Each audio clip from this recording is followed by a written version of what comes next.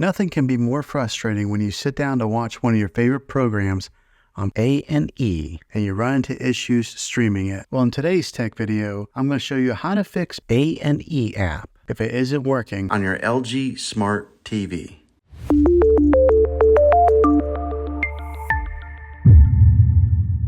Let's see if we can fix your problems and get your A&E back up and running as quickly as possible. The first one, it's the easiest one to try, and that's to unplug your TV from the wall outlet and wait 60 seconds. Now don't be impatient here. Wait the whole 60 seconds, then plug it back in. This is very different from turning your TV on and off with your remote control. This is what we call a hard reset of your TV, so make sure you do this method. If that doesn't work, then find your router that is giving you Wi-Fi and unplug the power to that for 60 seconds. Then plug it back in. If it fixes it, great. If not, let's go ahead and move on to the next method. Try deleting A&E on your TV. Go to wherever the apps are located on your system and remove the app altogether. Then reinstall A&E again. After you reinstall it, you might have to log back in with all of your credentials, but hopefully this will work. And if that doesn't work, then I recommend buying an affordable Roku stick, Fire Stick, or Apple TV 4K and plug that into your TV and use that as your main streaming player. And you'll be able to access A&E that way. I'll put links in the description down below of where you can get one. There you have it, folks.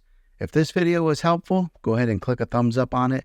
Go ahead and subscribe to my channel. I make tech videos all the time, and I would love to have you back in the next one. Take care.